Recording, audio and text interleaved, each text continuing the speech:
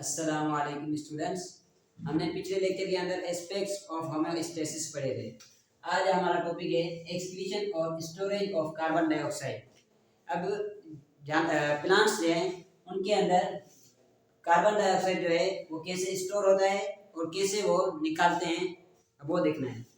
तो अब प्लांट के अंदर क्या होते हैं कि दोनों प्रोसेस होते हैं। जब दिन होता है उस वक्त प्लांट के अंदर फोटोसिंथेसिस भी होता है और रेस्पिरेशन, दोनों प्रोसेस चल रहे होते हैं। रेस्पिरेशन और फोटोसिंथेसिस दोनों प्रोसेस दिन के वक्त चल रहे होते हैं, लेकिन रात के वक्त सिर्फ रेस्पिरेशन प्रोसेस होता है, क्योंकि रात में रोशनी नहीं होती। रोशनी के सिवा फोटोसिंथेसिस काम नहीं हो सकता। अब फोटोसिंथेसिस के अंदर क्या होता है कि प्लांट कार्बन डाइऑक्साइड अंदर लेता है और ऑक्सीजन जो है वो बाहर निकालता है। अब कार्बन डाइऑक्साइड यहाँ से निकलता रहेगा और ऑक्सीजन यानी कार्बन डाइऑक्साइड अंदर आता रहेगा, ऑक्सीजन यहाँ से निकलती रहेगी। और रेस्पिरेशन के अंदर क्या होता है कि ऑक्सीजन अंदर जाती है जैसे हम करते हैं और कार्बन डाइऑक्साइड बाहर आती है।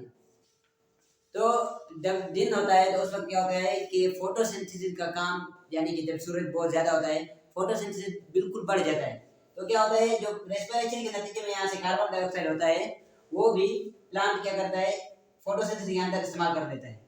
इसीलिए दिन के वक्त सिर्फ प्लांट से ऑक्सीजन बाहर निकलती है और रात के वक्त क्या होता है कि अब फोटोसिंथेसिस होता नहीं है तो प्लांट क्या करता है, ऑक्सीजन भी यहाँ पर इस्तेमाल करता है और यहाँ से जो कार्बन डाइऑक्साइड निकलता है, क्योंकि अब फोटोसिंथेसिस का काम नहीं हो रहा तो ये जो कार्बन डाइऑक्साइड है ये बाहर जिस्म से जो है वो बाहर निकाल देते हैं। इससे प्लांट के अंदर स्टोर भी होता है कार्बन डाइऑक्साइड और जब रात के वक्त यानी कि जरूरत नहीं होती तो रात के वक्त वो कार्बन डाइऑक्साइड एक्सक्रीट कर देता है, यानी कि निकाल देता है जिस्म से। तो आज का ये टॉपिक था कि कैसे प्लांट्स के अंदर एक्सक्रीशन और स्टोरेज होती है कार्बन डाइऑक्साइड की, ऐसे वो अपने अंदर गैसेस को मेंटेन रखता है। अब कार्बन डाइऑक्साइड के बाद क्या आ रहा है, रिमूवल ऑफ एक्स्ट्रा वाटर।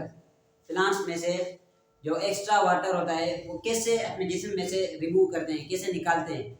तो उसके अंदर सबसे पहले हमारे बुक के अंदर क्या बताया गया है, ट्रांसपायरेशन। ये यानी कि ये प्रोसेस होता है जिसके जरिए प्लांट अपने अंदर से वाटर को रिमूव करता है। ट्रांसपायरेशन एक प्रोसेस होता है ट्रांसपायरेशन, दूसरा होता है ग्लूटेशन। ट्रांसपायरेशन जो होती है इसके अंदर क्या होता है, जो वाटर होता है वो वाटर वेपर्स की फॉर्म में रिमूव होता है, यानी कि वेपर्स की फॉर्म में भाप बनकर बुखारात बनकर उड़ जाता है। कहाँ से, प्लांट्स के जो लीफ के अंदर स्टोमेटा लगे होते हैं उन स्टोमेटा में से ये पानी वेपर्स की फॉर्म में निकल जाता है और ये दिन के वक्त होता है ट्रांसपायरेशन। इसके बाद दूसरा क्या है, ग्लूटेशन। इसके अंदर क्या होता है, वाटर जो यानी कि प्लांट से निकलता है एक्स्ट्रा वाटर वो लिक्विड की फॉर्म में निकलता है। वो जो था वो वेपर्स की फॉर्म में और इसके अंदर ये लिक्विड की फॉर्म में प्लांट से निकल जाता है।